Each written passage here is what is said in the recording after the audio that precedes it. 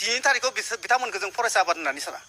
आसामाव फरायसा आफादा मोननै दंखायो फरायसा आफाद फरायला आफाद आरो फरायबाय थानाय आफाद जिहेतु बिथांमोना डाइरेक्ट राजनितिका बिथांमोना जास्ट राजनिति माने फरायसा आफादनि नामखौ लानानै गामि गांखं हाबनानै मानसिखौ खालि मजबुत खालामनाय मोनसे तरिकासो बिथांमोनखौ जों दिनैसिम फरायसा आफाद होननानै साना दिपेन बर'खौथ' जों फरायसा आफादनि आफादगिरि होननानै साना मानो साना होमबा बिथाङा डाइरेक्ट पलिटिक्स माने बिथाङा फरायला आफादनि सासे गिदिर सोद्रोमाखा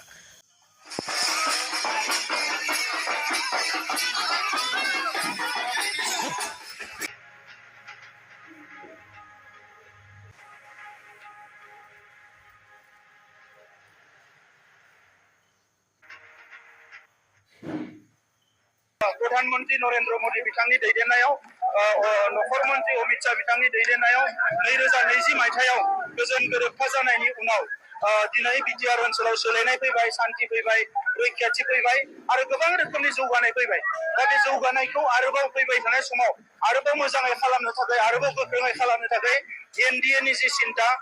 बिजेपि नि जे सिन्था इउपिपिएल नि जे सिन्था बिनि सायाव जेपि नाड्डा बिथाङा जोबोद मोजाङै गेबेङै बुंलांदों आरो बिथांनि फैनायनि उनाव जोंनि मावथि बिबानगिरिल' नङा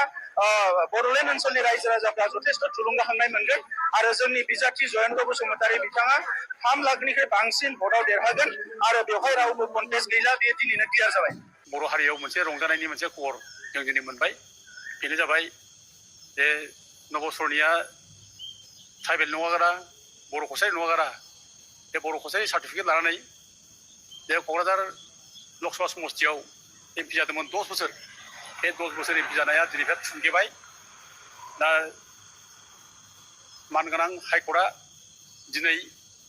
मोनसे राय होबाय जे बिनि जायनाखि बर' कसारि लानानै कास्ट सार्टिफिकेट जों माने एमपि जादोंमोन दिनै बेखौ हाइकर्टआ दाननानै फाइनाल खालामनो हाबाय नबसुरा थांलायबाय आरो नबसुरानि उनाव गोबां बेबायदि मानसि बर'नि सुथुर दिनै ब्रेव फैगासिनो दं बेफोरखौ जों होबथानांगोन साबमिट खालामगोन ट्राइबेल नङैफोर बेफोरखौ जोंनि बर'नि जायनाखि सेन्टिमेन्ट गोनां आफादफोर बिपिएफ होन इउपिपिएल होन बा कंग्रेसआव जानाय दिनै बर' मानसि दं दा बेबो ट्राइबेल मानसि बिथांमोनाबो खुनु पार्टिखौ लालायाजासे जाथि सार्थ ट्राइबेलखौ निरापत्ता होनांगौ सार्थआव ज'नो गाबथारनानै बादा होलायनानै होबथालायनांगोन बेखौ जों रिकुवेस्ट खालामो आरो जों बयनोबो गांफा जों बयनोबो कपिखौ एभेलेबेल खालामना हरगोन इउपिपिएलबो जों हरगोन आरो लोगोसे बिपिएफनो हरगोन आरो कंग्रेसनि बिथां केन्डिडेट जों बिथांबो हरगोन बिथांमोनाबो जाहाथे अपस खालामो आरो जों लुबैयो खमसे खम बे माने खैफोदनि समाव जोङो पार्टिफोरखौ जोङो एसे बावथलायनानै जों जाथिनि बाथ्राखौ सिन्था खालामनांगौ जाथिया देरसिन पार्टिया देरसिन नङा जों जाथिखौ फार्स्टआव बासायग्रोनांगोन जाथिखौ बासायनायनि उनाव जों पार्टिखौ सिन्था खालामगोन खिन्थु पार्टिखौल' सिन्था खालामनानै जुदि नोङो जाथिनिबो जेबो सिन्था खालामाब्ला जाथिया जोबलांगोन दोबैगोन दा दिनै जाथिया दोबै नागिरगासिनो दं दा जों दिनै नुगासिनो दं दिनै बे बर' जाथियाव गावजों गाव एना एनिखाय नांलाय खमलायखाय दिनै जाय फाराफारि एखेरे नङै बागै मानसिफ्रा जोंखौ दिनै नाख्रेबनो दिनै सुजुग लागासिनो दं बिसोर माने सिगि सुजुग लाग्रा मानसि बिसोरो ओंखायनो जों रावबो गिनो नाङा रावबो बिसोरनि सिगिनायखौ जों माने जेबो मोननो नाङा मानोना बिसोर नेथारानो बेनोखा जों सिम्पोल जाथि बर' जाथिया मालायजों नांलाय रोङा मालायजों खमलाय रोङा मालाया माने माबा खोथा बुंबाथाय जों गिनानै फासयो खिन्थु गावजों गावबो जोंहा हाखा गुन्दा एखेरे मैसो फेरा नांलायो गावजों गाव एखेरे मोसाफोर बायदि अरलायलायो खिन्थु मालायजोंबा जों नांलाय रोङा बिजेपिया अरुणोदय मोनसे बुंबाय दङ थिग बे सिस्टेमनिफ्राय जोंनिया एसे कुवालिटिया डेभेलपसिन जों आगोलावनो होनबाय थादों जे नोंथांमोना जोंनो भट हो जों नोंथांमोननो नट होगोन माने जोङो नट होनायनि मेन कारनानो जाबाय माने अरुणोदयजों भटारशिपजों बारा फाराग गैया बेनि थाखायनो जोङो न'खर उदाङै रां राननाय खान्थिखौ लाबोगासिनो दं जेबांखिनि गुलाय गुजाय खालामख्लाय अरुणोदयखौ नोंथांमोना मा 1200 8,000 खालामनानै हो जों आन्दलन खालामनो गोनां खोथा गैलिया जों ओंखायनोथ' जोङो बिजेपिनि दैदेनगिरिखौबो होनदों नोंथांमोना कृषक सन्मान निधिखौबो बारायना हो नङाबा अरुणोदयखौ बारायना हो होमबानो भटारशिप जायो दा बिथांमोना बेखौ दिनै खालामनो नाजायाखै साफ्रोमनि न'खरावनो रांखावरि नांगौ रांखावरि मोनोब्लाथ' आइजोफोरा बिहामजोफोराथ'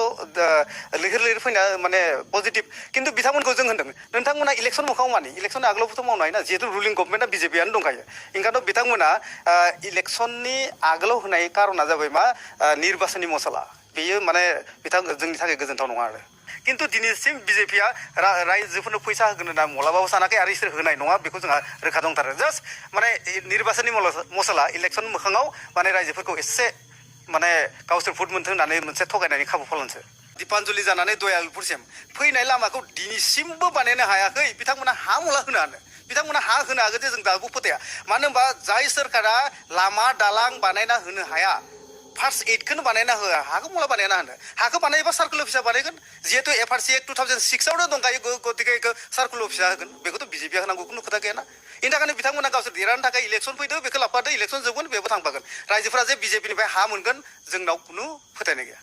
माने जिहेतु गोदान बोसोर बैसागोनि गाहाम हामलाय बावहरनानै नोंथांमोनखौ जोङो गेसनि सिलिन्डाराव भट होनानै नोंथांनि मोननो गोनां मोन्थायखौ रांनि महराव नोंथांमोना न'खर न'खर लांदों आरो नोंथांमोना गथ' गथायजों आलो गोजोन रायजो जादों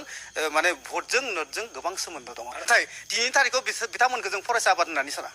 आसामाव फरायसा आफादा मोननै दंखायो फरायसा आफाद फरायला आफाद आरो फरायबाय थानाय आफाद जिहेतु बिथांमोना डाइरेक्ट राजनितिका बिथांमोना जास्ट राजनिति माने फरायसा आफादनि नामखौ लानानै गामि गांखं हाबनानै मानसिखौ खालि मजबुत खालामनाय मोनसे तरिकासो बिथांमोनखौ जों दिनैसिम फरायसा आफाद होननानै साना दिपेन बर'खौथ' जों फरायसा आफादनि आफादगिरि होननानै साना मानो साना होनबा बिथाङा डाइरेक्ट पलिटिक्स माने बिथाङा फरायला आफादनि सासे गिदिर सोद्रोमाखा जोंनाथ' बिराद दुखु गोनां बाथ्रा जोंथ' हा हु सोसननायनि बाथ्राया जोंनि सुनितपुरनि बाथ्रायाथ' एसे बेलेगखाबाव गावसोरनि जिथु खाथियाव दङ दिनै बङाइगाव दङ बरपेटा दं नलबारि दं बेखौ गामि दानख'नाय बाथ्राखौथ' बुङा गामि सोसननाय बाथ्राखौल'सो बुंबाय थायो बेसेबां मानसि गामि दानख' जानानै गोसोआव अर खामना दं बिथांमोनासो मिथिगौ नाथाय बिथांमोना जोंनियाव फैनानै गामि सोसननाय बाथ्राखौ बुंबानो भुट मोनगोन बिथांमोना गामि सोसननाय बाथ्राखौ होनबानो रायजोआ माने सापर्ट खालामगोन बेनि धान्दायावल' बिथांमोना दं